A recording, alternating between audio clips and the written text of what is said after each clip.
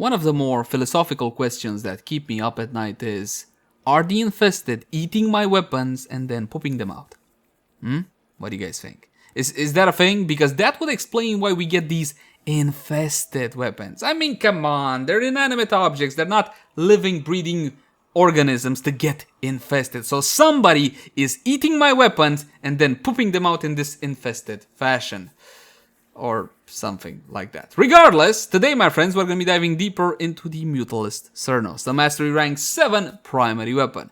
As per the usual, I'm going to have a cheap build, something affordable that most Steno will be able to build, but of course, we also got the quote-unquote endgame setup with a Riven. Today, I'm trying a slightly different format, however.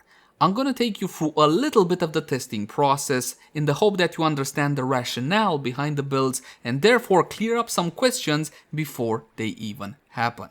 That said though, please keep in mind that my builds and guides always retain that new player friendly approach. I'm going to be taking my time and explaining whatever I feel is necessary for newer players. So in case you're a vet and you already know most of this stuff, you can either skip ahead or have a tiny bit of patience.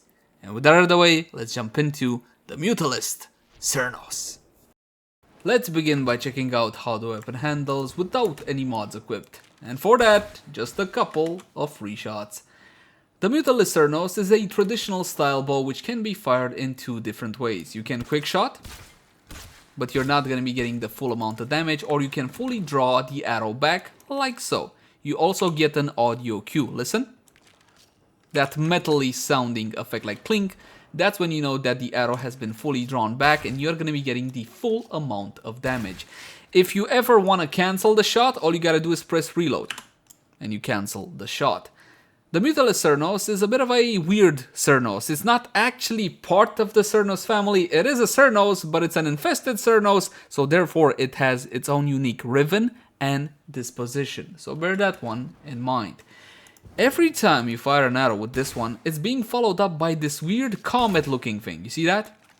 Flying through the sky after the projectile? That's a spore. Upon contact, that spore will be detonating in a 5 meter area and it's gonna be dealing damage to all enemies in 5 meters every second for 10 seconds. So basically that's what's special about the Mutalist Cernos. But let's have a closer look at stats to see exactly what we're dealing with.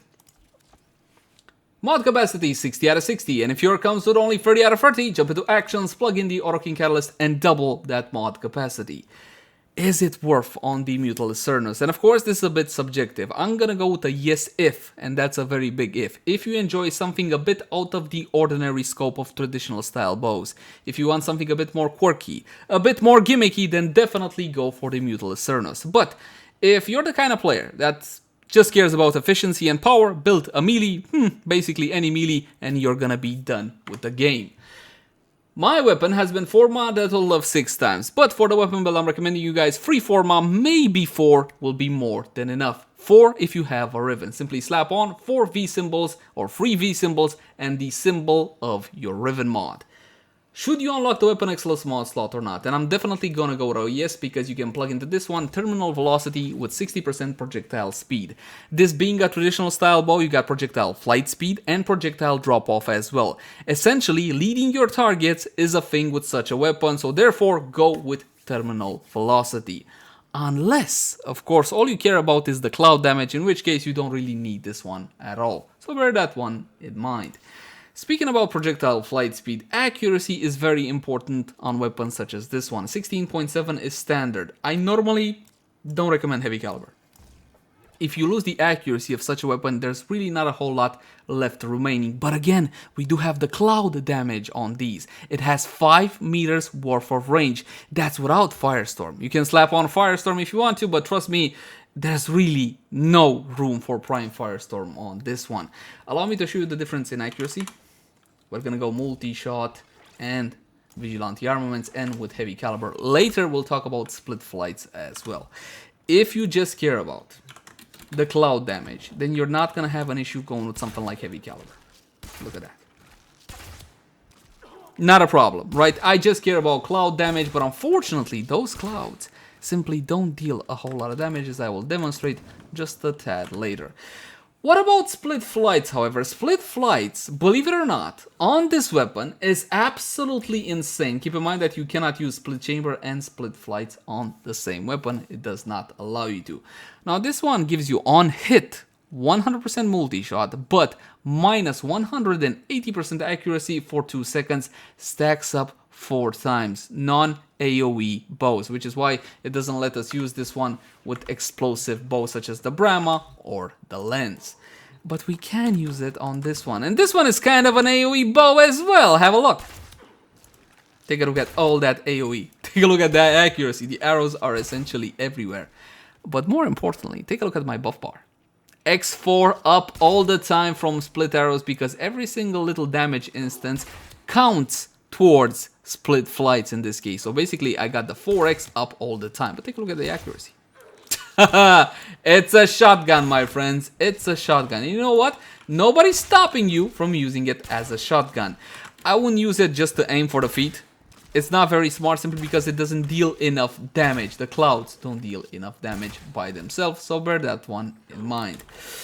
So we went over the mechanics of split flights and heavy caliber. This was heavy caliber plus split flights when it comes to the negative accuracy, so bear that one in mind. Critical stats on this one, not fantastic. Only a 15% base with a 2.0 critical multiplier. This is what I call on the edge of worth it.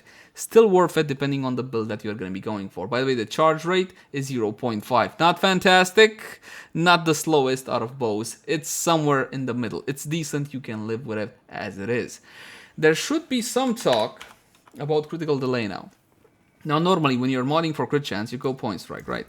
Point strike 150% crit chance, but now you can go with critical delay. This has been buffed recently, I think about a week ago. It offers 187% crit chance, a fair bit more than point strike, like a point strike prime but with a negative. But minus 36% fire rate, and that's double for bows, and that basically kills it. If you go like so, how much extra do you get? Hold on, so you get with point strike 37.5, right? Let's go like this so we can see the actual difference. And if I was to go with critical delay, by the way, you can't use both as before. You cannot use both thanks to E. You're gonna go to 43.1. So the difference isn't really all that huge, but there is a difference there.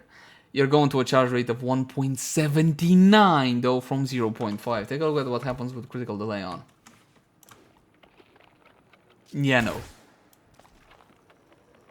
Yeah, no. It takes simply too much time to fully charge an arrow, so bear that one in mind. You can use it for quick shots, but it's not really worth it. I'm glad to see the buff on critical delay. It's just that I don't understand why they don't let us use point strike at the same time. Magazine of 1, of course, this is a bow at the end of the day. It is silent, but keep in mind that those clouds in spy missions are actually going to cause you trouble. Don't base yourself on the silent, which is here, because it will alert enemies when it comes to the gas clouds. Reload 0.6. This is the time it takes the Warframe to pull out another arrow from the quiver. And arrive in this position of 5 out of 5, because basically nobody plays with this weapon. It's not a very popular weapon. Status chance is super high though, 49%. And take a look at the damage layout. Impact puncture / toxin total 415. The toxin is the cloud.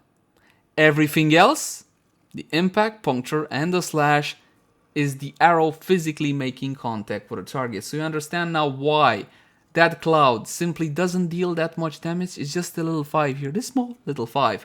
But you see what I see. Oh, by the way, and of course 50% of the damage for the quick shots.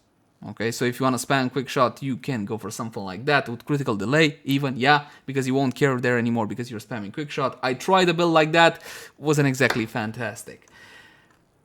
49% status chance though, with 369 impact. Then we got a brand new mod called Internal Bleeding. Take a look at this one. Impact status effects have a 35% chance to apply a slash status effect. X2 and fire rate is below 2.5. Ah, fantastic, isn't it? This should work nicely. And to that end, let's check out a standard build, shall we? And we got damage with Serration, multi-shot with split chamber and vigilante armaments, critical chance, critical damage with point strike, vital sense, argon scope, rhyme rounds is here to make vital damage, and of course Hunter Munitions. Terminal velocity is a no-brainer in the weapon excellence mod slot. Now, this will be our base build. We're gonna make a whole lot of changes to this one. We're gonna go with split flights. We're gonna go with internal bleeding, and we're gonna try all sorts of variations on the base build. But this will remain our base. So I want you to observe the performance of this build and then compare to do from this point onwards. So bear that one in mind.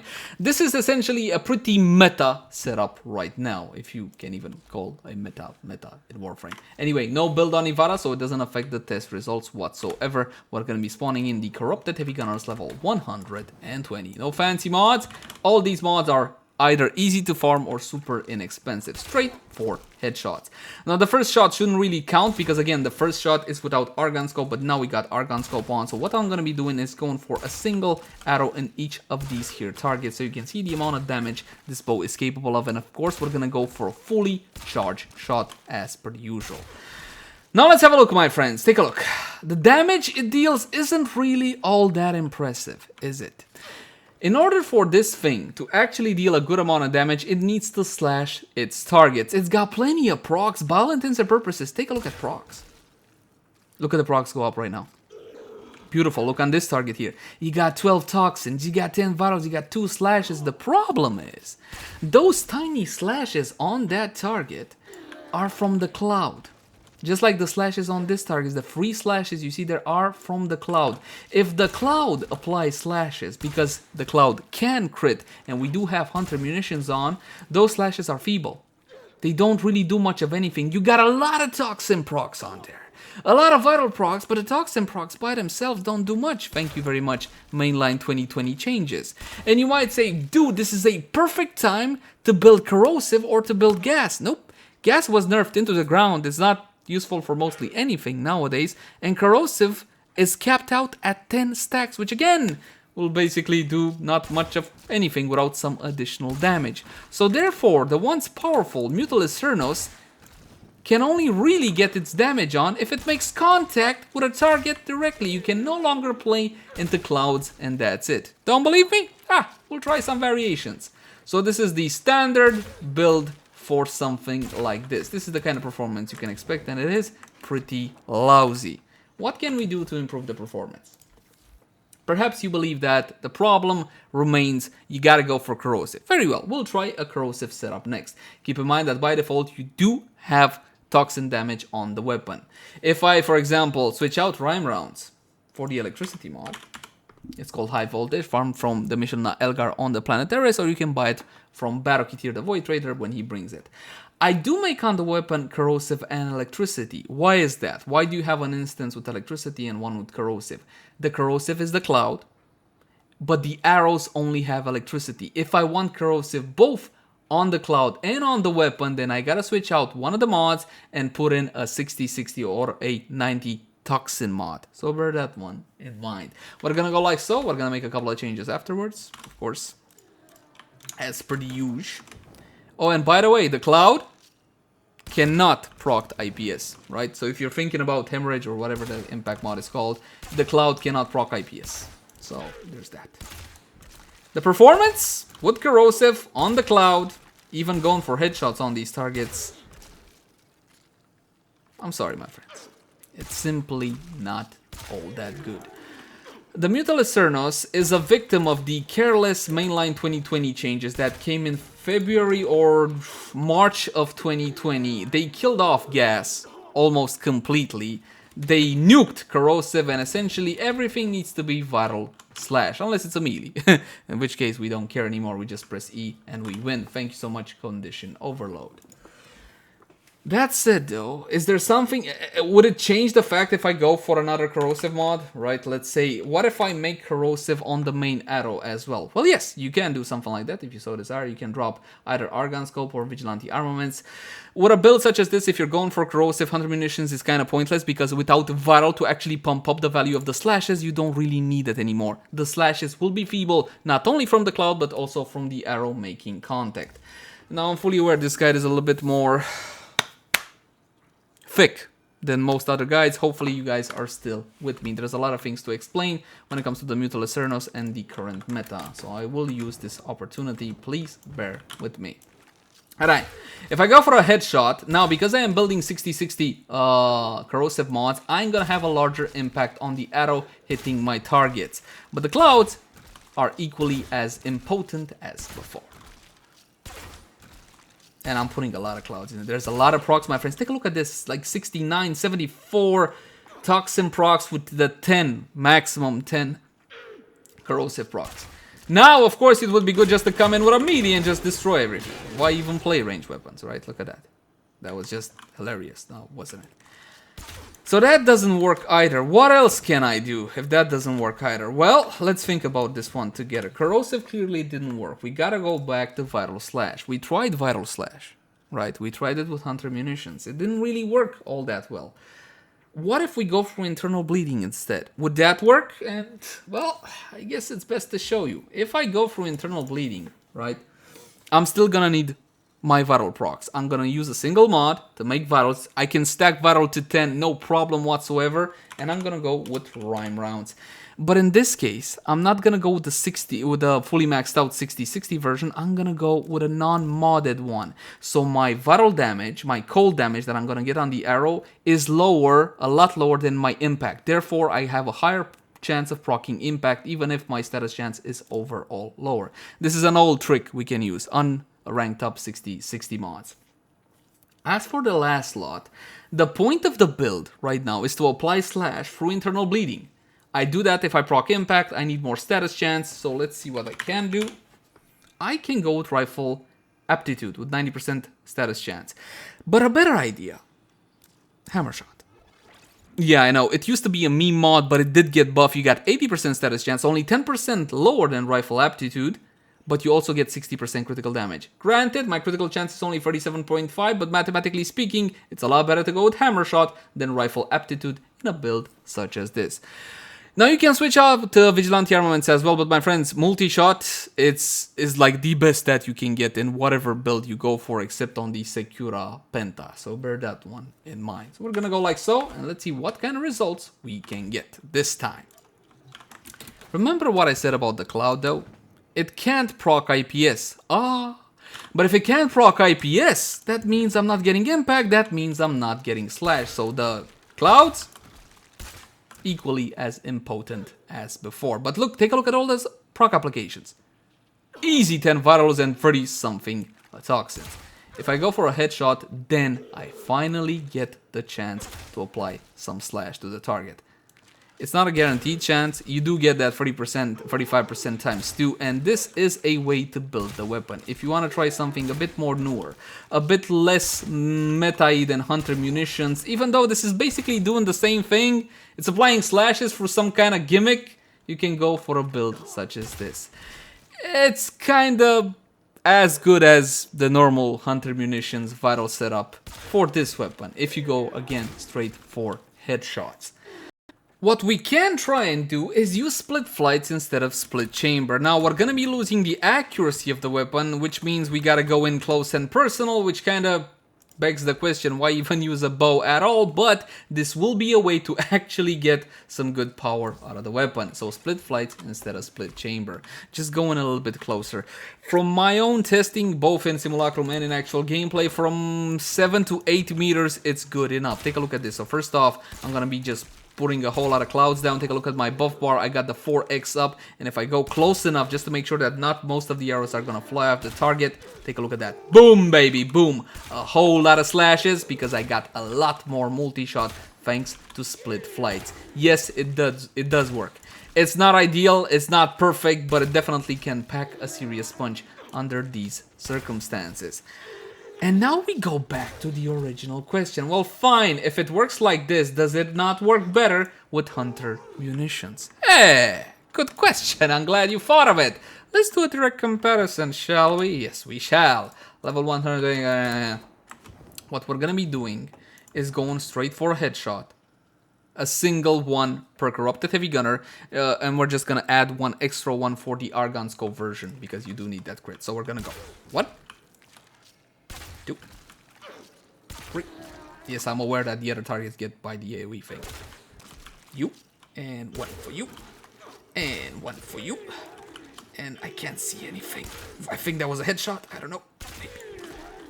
There we go, my friends. How many fatalities do we got? We had 8 targets, 2 are left alive. Absolutely beautiful, isn't it? This one is on about 70% and this one on about 30 to 40%. Not bad at all. So if you want some power out of the weapon, this is the way to go from my humble point of view.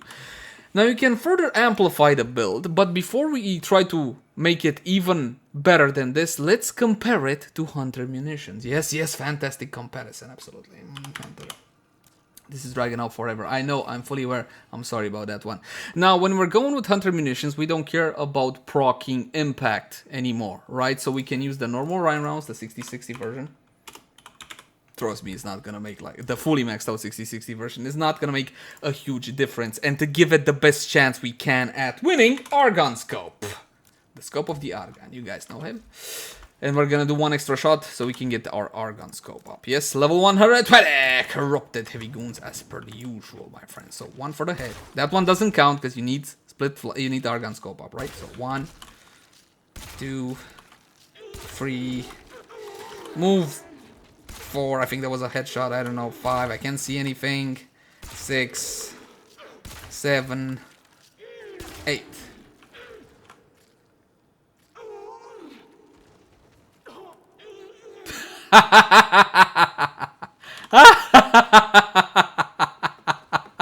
Come on, were you expecting that one? Come on, you can tell me, come on, let me know in the comment section down below, honestly, let me know. Yes, Hunter Munitions is still more powerful, but you know why it's more powerful? You know why I have been bitching and whining for the past 2 years that bloody mod get a nerf? Take a look at it.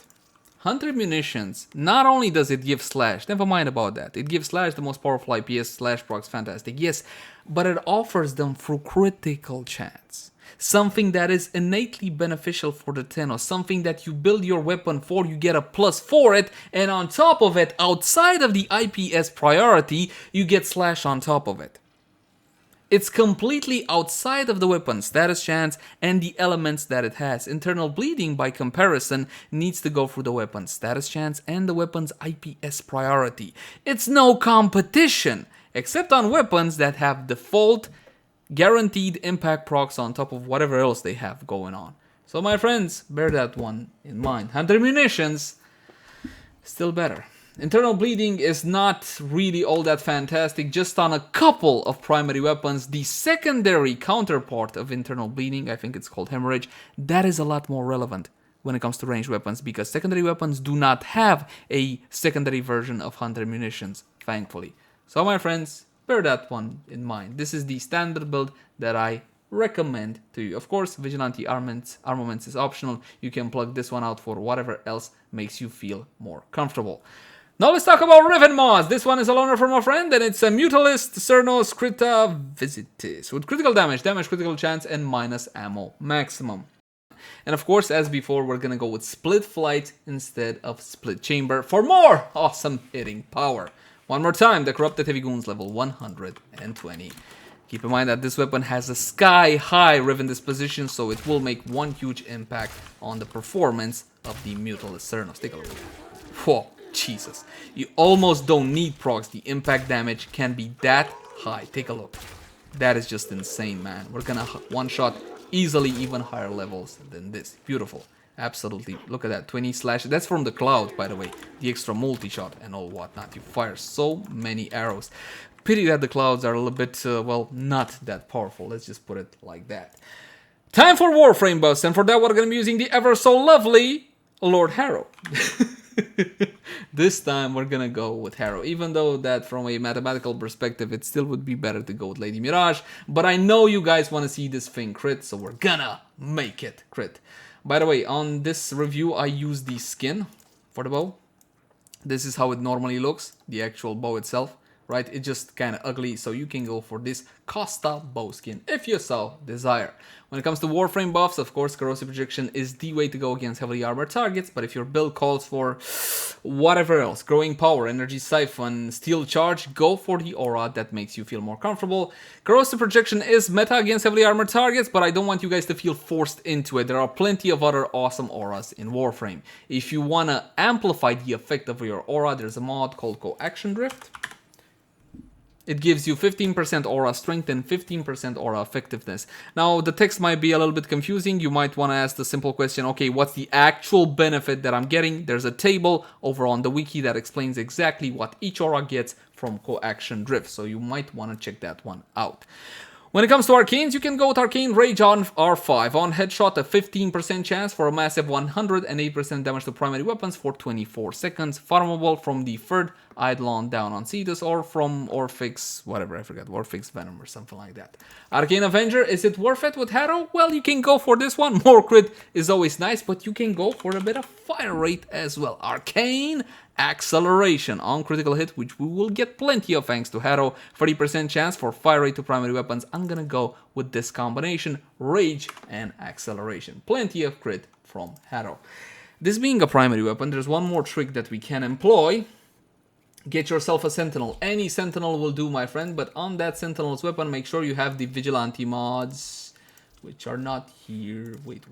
There we go. Vigilante offense, supplies, fervor, and armaments to get that 20% chance to enhance critical hits from primary weapons. Even if your little Sentinel dies and never comes back to life, you will still retain that buff. So bear that one in mind. We're gonna bump up the level to 155, unpause the target so they can hit me and I can get my buffs. We're gonna be using Harrow's fourth ability, Covenant, to get our crit on, and of course the second ability, which gives you fire rate as well as reload speed. Now the reload speed is actually the whole pulling arrow from the quiver thing. We don't actually need it, but of course the highlight of Lord Harrow are those fantastic crits. Do farm Lord Harrow. He's not the easiest frame to farm, but trust me, he is totally worth it. Take a look at the power. Boom, crit, boom, crit, there. Send them flying, baby. Take a look at that. Absolutely bloody insane. Spiked to walls. How can you not like something so cool? Now, my friends, it's time to draw some conclusions regarding the Mutalist Cernos. It's a ranged weapon in Warframe, so therefore it can't really be all that powerful. But we do have a promise from the developer that we will see some balancing coming soon-ish after Call of the Tempestari. As it stands now, the Mutalist Cernos, I would only really recommend it for fans of this type of weapon. If you want a traditional style bow with a bit of a twist on it, definitely go for this one. But outside of that, there's really no point in building the Mutalist Cernos. As always, my name has been Leyzar. Thank you guys so much for watching. Like, favorite, share, and subscribe if you enjoy the content. And if you got any sorts of feedback for me, by all means, drop it in the comment section down below. Also in the comment section down below, if you guys want to request particular content, like, hey, I would like to see that stuff, or the other stuff. We're currently not doing melee builds, but outside of that, everything is on the table, including other games such as Black Desert Online. I'll catch you guys in the next one.